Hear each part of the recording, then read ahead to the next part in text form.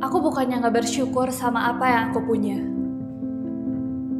Tapi aku udah capek sama semuanya. Sekeras apapun aku berusaha, rasanya sulit banget untuk bisa bersyukur. Aku kesepian, sedih, gak berharga. Dan aku cuma bisa nangis dan nangis. Aku gak tahu penyebabnya. Aku masih punya keluarga, teman yang banyak, karir yang aku impikan. Tapi aku rasain cuma hampa.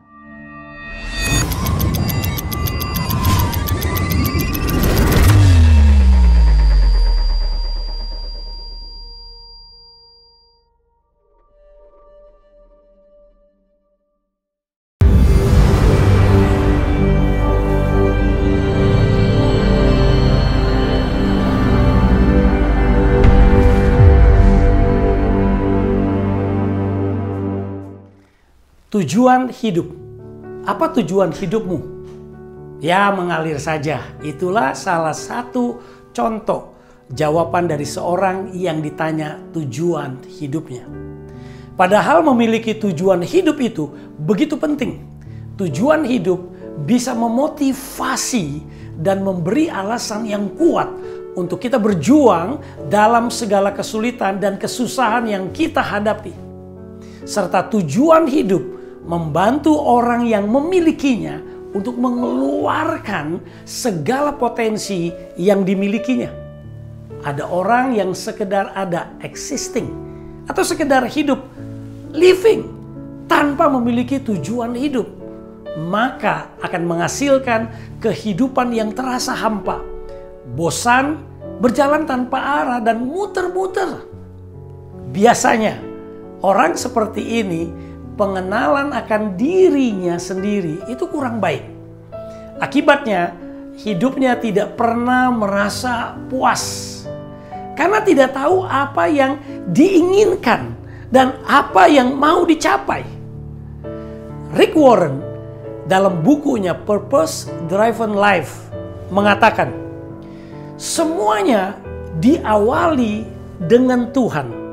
Membahas bahwa untuk mengetahui tujuan hidup kita yang sebenarnya adalah bertanya kepada Sang Pencipta. Mengapa?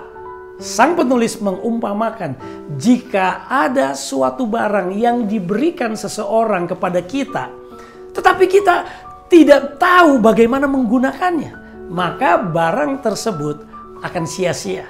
Kecuali kita bertanya kepada orang yang memberikan barang tersebut tentang bagaimana cara menggunakannya. Begitu pula dengan manusia. Tujuan hidup kita sebenarnya bukan berpusat pada diri kita sendiri, melainkan pada Tuhan Sang Pencipta yang telah memberikan tujuan hidup kepada kita bahkan sebelum kita dilahirkan. Jadi, adalah sia-sia jika kita hanya memandang sebuah tujuan dari sudut pandang kita sendiri, sebab segala sesuatu diciptakan oleh Dia dan untuk Dia. Kolose 1 ayat 16. Untuk mengerti lebih jelas mengenai tujuan hidup, kita masuk mulai dari sebuah pertanyaan. Bagaimana seseorang bisa mengenal Tuhan? Karena tanpa mengenal Tuhan yang menciptakan, maka manusia akan sulit untuk mengenal tujuan hidupnya. Yang pertama, manusia dapat mengenal Tuhan melalui apa yang Ia ciptakan. Yaitu melalui segala sesuatu yang telah Ia ciptakan. Seperti apa yang dikatakan oleh Rasul Paulus.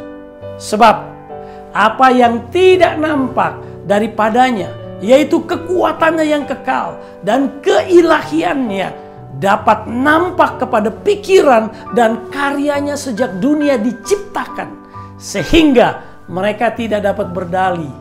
Roma 1 ayat 20. Manusia tidak dapat berdalih bahwa tidak ada Tuhan. Tuhan ada dan nampak sekali melalui dunia dan isinya yang diciptakannya. Yang kedua, manusia dapat mengenal Tuhan melalui apa yang Ia katakan. Setelah pada zaman dahulu Allah berulang kali dan dalam berbagai cara berbicara kepada nenek moyang kita dengan perantara nabi-nabi, maka pada zaman akhir Ia telah berbicara kepada kita dengan perantaran anaknya. Ibrani 1 ayat 1 sampai 2. Contohnya, kita akan lihat kehidupan Rasul Paulus. Bagaimana ia mengenal Tuhan melalui perantaran nabi-nabi, yaitu Taurat. Tercatat di Filipi 3 ayat 6 dan ke-7, 6 bagian ayat. Tentang kegiatan aku penganiayaan jemaat. Seperti kita ketahui, Rasul Paulus dulu bernama Saulus yang menganiaya umat Tuhan pada waktu itu atas nama Tuhan yang dikenal lewat Taurat. Karena ia merasa untuk membela Tuhan dan firman-Nya atau Taurat, oleh karena itu ia menganiaya jemaat. Bukankah ini sangat berbahaya, di mana orang mengerti firman yang tertulis tanpa disertai mengenal pribadi Tuhan yang benar? Maka tidak heran di zaman sekarang ini kita masih mendengar ada orang yang rela menganiaya, bahkan membunuh atas nama Tuhan karena berbeda keyakinan atau pandangan soal Tuhan. Bagian 6b-nya, ayat 6b-nya. Tentang kebenaran dalam mentaati hukum Taurat, aku tidak bercacat. Memang Rasul Paulus merupakan orang yang luar biasa. Inilah daftar kehebatan Rasul Paulus seperti yang dijelaskan di ayat sebelumnya. Filipi pasal 3 ayat 4 dan ke-6. Disunat pada hari ke-8 merupakan suatu kebanggaan karena sunat merupakan tanda perjanjian. Kemudian ia berasal dari keturunan Israel dan apalagi dari suku Binyamin. Suku Binyamin adalah salah satu anak dari Rahel, istri yang dicintai oleh Yakub. Dia satu-satunya anak Yakub yang lahir di tanah perjanjian. Kejadian 35 ayat 6 sampai 18. Bangsa Yahudi pada waktu itu memahami betapa berharganya garis keturunan ini. Ia seorang Farisi, bahkan ia belajar langsung dari Gamaliel, seorang guru ternama di kalangan Farisi. Kisah Rasul 5 ayat 34, 22 dan 3. Lihat dan saksikan bagaimana Rasul Paulus mengenal Tuhan lewat Taurat menghasilkan kesombongan, menghasilkan self-righteousness, merasa benar karena hasil perbuatan sendiri. Ayat ke-7 bagian A-nya.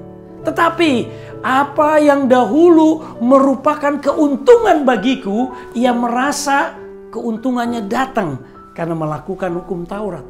Mengusahakan dengan kekuatan sendiri, berpusat pada diri sendiri, mendapat keuntungan sendiri, bisa berupa pujian, piala, penghargaan, dan hal-hal duniawi yang bersifat agamawi pada waktu itu. Bukankah kita pernah mendengar ajaran bahwa orang membunuh orang kafir akan masuk surga? Itulah salah satu bahayanya. Kalau orang mengenal Tuhan lewat apa yang Tuhan katakan, jadi versi Tuhannya atau mengklaim atas nama Tuhan, Tuhan yang mana? Ini harus dipertanyakan. Ayat 7b-nya, Rasul Paulus katakan demikian. Sekarang, kuanggap rugi karena Kristus. Kenapa ia merasa rugi?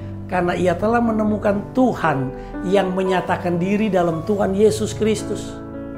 Kita kembali ulangi lebih dahulu.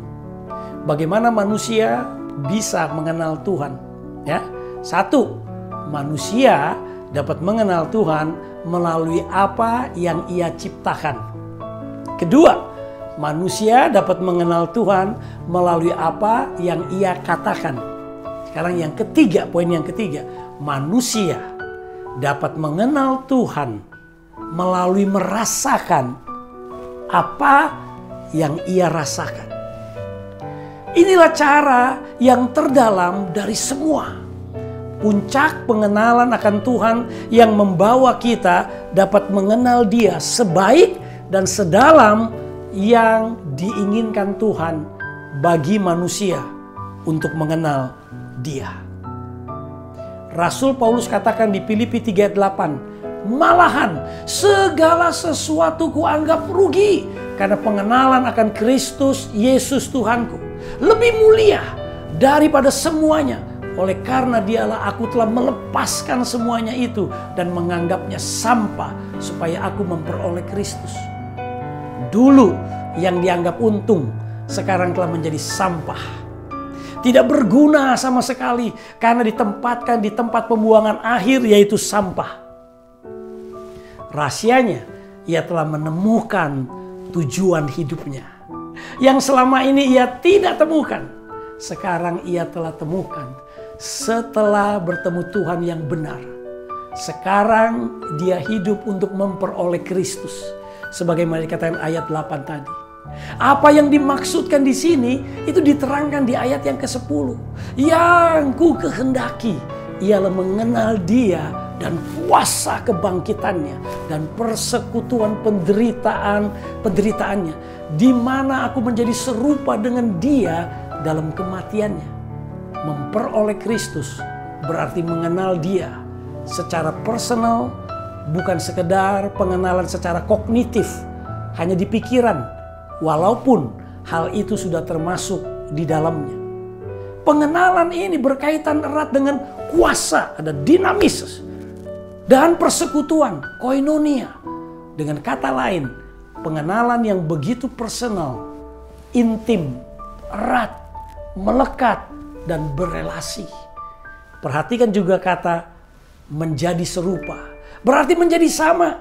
Apa ya yang ia rasakan, kita rasakan. Ayo sekarang kita merayakan Paskah. Kita harus merasakan kebangkitan. Bukan sekedar mengenal Tuhan dengan cara yang kedua, yaitu kata orang, kata pendeta, kata ahli teologi ini dan itu. Tetapi kita mengenal Tuhan dengan cara mengalami, merasakan dan mengenal Dia, yaitu Tuhan Yesus Kristus secara personal. Dengan demikian, mengerti apa yang Ayub katakan. Ayub pasal 42 ayat 5. Hanya dari kata orang saja aku mendengar tentang Engkau, tetapi sekarang mataku sendiri memandang Engkau. Dari cara pengenalan Tuhan, cara kedua menuju cara ketiga. Waktu hidup Ayub diberkati, ia menyembah Tuhan, tapi penyembahannya didasarkan pada pengenalan akan Tuhan yang pernah didengarnya. Ia tentu telah mendengar perbuatan Tuhan dari orang tua atau leluhurnya, yang juga mungkin mendengar cerita mengenai kebesaran Tuhan lewat teman-temannya. Ia mencoba untuk hidup benar dan menyembah Tuhan yang hanya didengarnya. Namun, penderitaan telah membawanya pada dimensi baru dalam pengenalannya akan Tuhan. Jadi pengenalan Tuhan cara yang ketiga.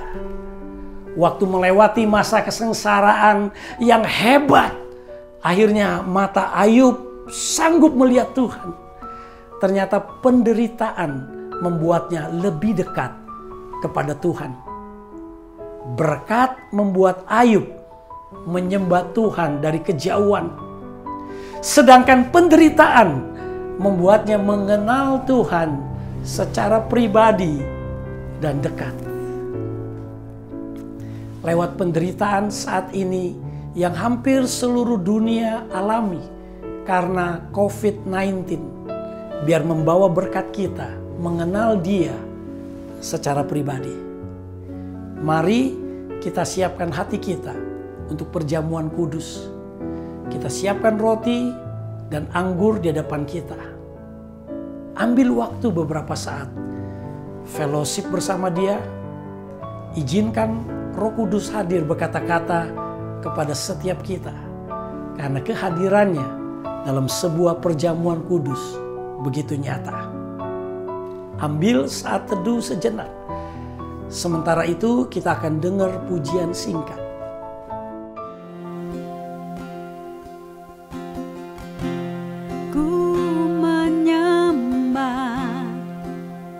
Dalam kudus hadirat-Mu, hampiri tahta kasih karunia-Mu.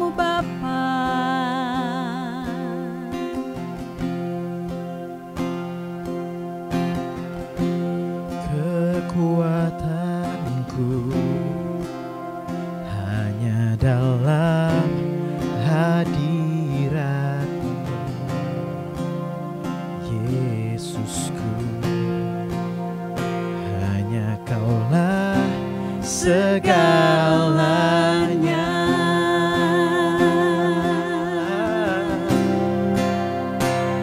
Ku yakin Kau hadir di sini, ku rasakan kuasa yang tak terbatas. Ku yakin Kau nyata di sini, kemenangan terjadi di sini. Ku yakin Kau hadir di sini, ku rasakan kuasa yang tak terbatas. Ku yakin Kau nyata di sini, kemenangan terjadi di sini.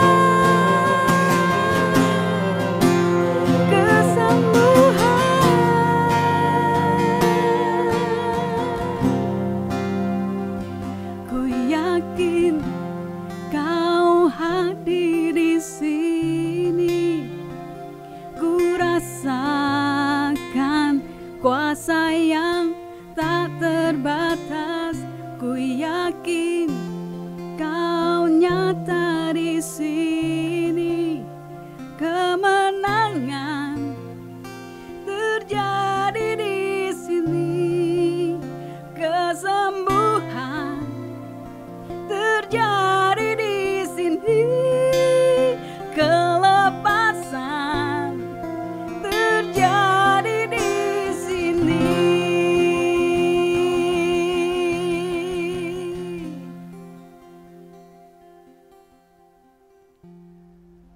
Bapa di surga, berkati roti dan anggur ini, jamah dengan kuasa kehadiran, sehingga yang makan dan minum mendapat kekuatan baru dan jamahan dari surga. Pegang roti dan angkat di hadapan kita. Dengarkan firman, setelah itu kita makan bersama-sama. Sebab apa yang telah kuteruskan kepadamu, telah kuterima dari Tuhan, yaitu bahwa Tuhan Yesus pada malam waktu Ia diserahkan mengambil roti, dan sesudah itu Ia mengucap syukur atasnya. Ia memecah-mecahkannya dan berkata, inilah tubuhku yang diserahkan bagi kamu. Perbuatlah ini menjadi peringatan akan aku. Mari kita makan dalam namanya, yaitu nama Tuhan Yesus Kristus.